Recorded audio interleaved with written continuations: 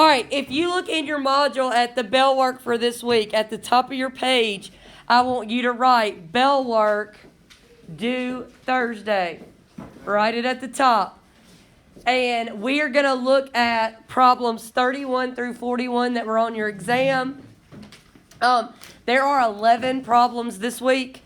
And so if everybody needs to work 7, if your goal is a 4, you need to work 9. And if your goal is a 5, you need to work all 11. And we will turn these in on Thursdays. Any questions about that? All right, so on your paper, this is the first Bellwork problem. We're going to do a couple of them just to get you started. So write down number 31. Number 31. And the question says, you are at a ballpark. The ballpark has 20 sections and 4 exits. Which of the following, if you did a survey, would be a good, fair survey? Now, on your exam, all you had to do was go down and check yes or no. What we're going to do on our paper is we're going to write down the complete sentences that are yes. So, if you look at the first one, it says, survey 20 people selected randomly from the section directly behind the home team's dugout. Is that a fair survey? No, so we're not writing that down. So I'll give you a minute to look at these and only write down the ones that you would say yes on. All right, so we said that the first one was no, so we're not going to write that down. Somebody read the second one for me.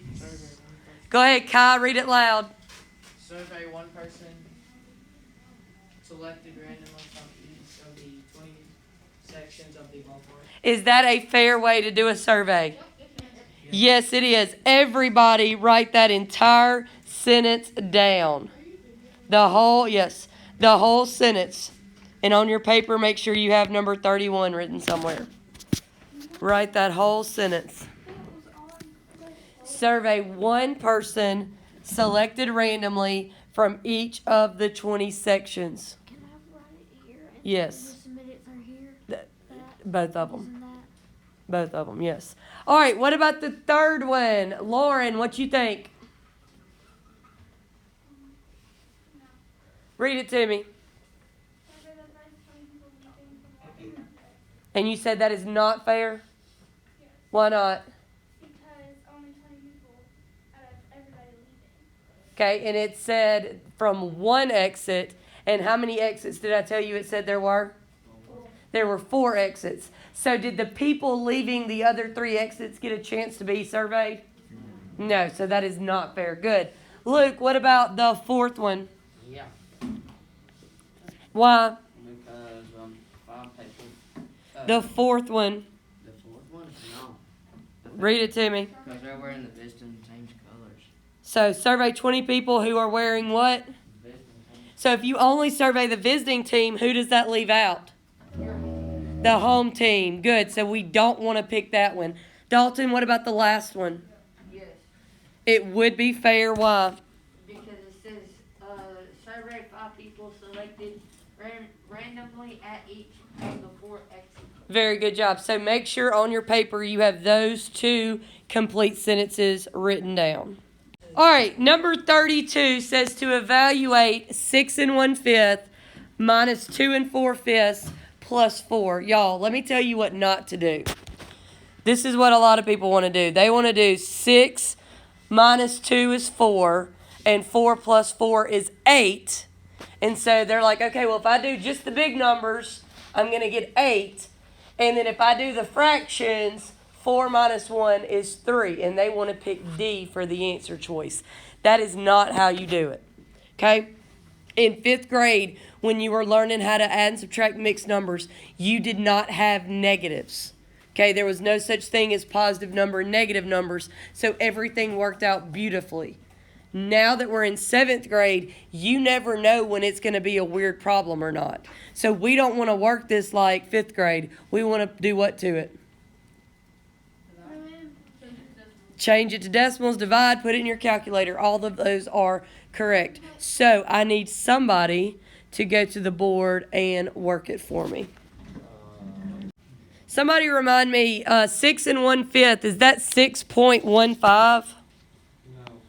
No. How do I change fractions to decimals? Top number divided by the bottom. Good. So Bella said 1/5 is 0.2. She said 4/5 is 0.8. And when you put that in your calculator, you will get 7.4. Now, if I look at my answer choices, how do I decide, is it A or is it B? You change it to decimal. You divide your answer choices. Good. So in your calculators, what is 2 divided by 5? It is 0.4, so there's our answer. Very good job. So make sure you get all of that written down for number 32. All right, everybody say it with me. Tomorrow, we have a test. Say it one more time. Tomorrow, we have a test. All right, if you look over behind Dalton's head on test on Wednesday, it says you need to know probability, which we've talked about for the last 2 weeks. We took the quiz on it. We went over them yesterday. Also, box and whisker. Now, hopefully by now you have finished the Delta math on box and whisker like you were supposed to. What? Hold on, I can't hear you. Hold on. All right, so box and whisker. On Delta math, you practice just the basic answering the questions. What we're going to look at today is how they turn these into a test question. Okay, so this number 33 is what you can expect tomorrow on your test. So looking up here, it says, what is this a box and whisker plot of? Morning and afternoon at the airport. Afternoon flights and morning flights at the airport. Good.